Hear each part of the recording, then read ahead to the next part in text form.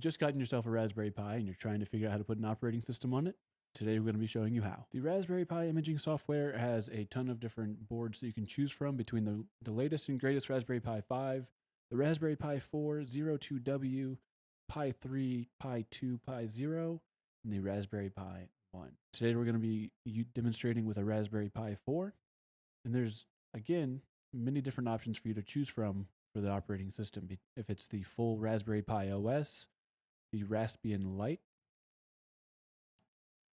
you have different media players that you can choose from, or even game emulators. Today we're going to be using Raspbian Lite 64-bit, so we have to find that over here in the menu. So we're going to select Raspberry Pi OS Lite 64-bit. You're going to want to make sure that you have a micro SD card and a micro SD card reader. Put the micro SD card in the reader, plug it into your system.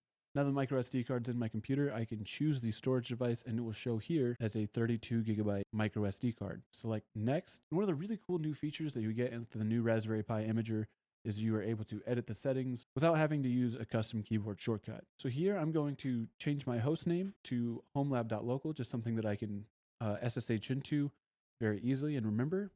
Set a username and password. We are not going to be configuring the wireless LAN because I am not using it over Wi-Fi. I'm going to be plugging it into my switch. Going to be changing my locale settings to something in my time zone. And I'm enabling SSH using password authentication, which you could use public key authentication. It's just your preference. Then we're going to click save. And then yes, we would like to apply these OS customization settings. And then are you sure you want to continue? All of these data on your mass storage device will be erased.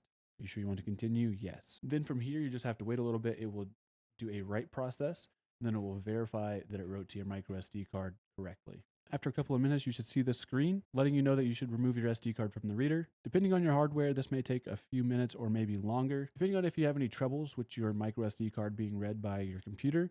This is something that I have found useful in the past where it did not. I was able to download this SD card formatter and select my micro SD card, quick format it. The volume label does not matter as it'll be overwritten by the Raspberry Pi imaging software, and just click format. So now I'm just going to remove my micro SD card from my computer and insert it into my Raspberry Pi. All right, so I just took it out of my computer, remove my micro SD card, and put it into the back of my Raspberry Pi, and you should be good to power it on. And in the background, you'll be seeing that my Raspberry Pi is now booting up and will be accessible via SSH or through the keyboard and mouse. If you have any more questions about any issues that you come up with, please make sure to leave them in the comments below. Like, subscribe, and thank you for watching this video. I'll see you in the next one.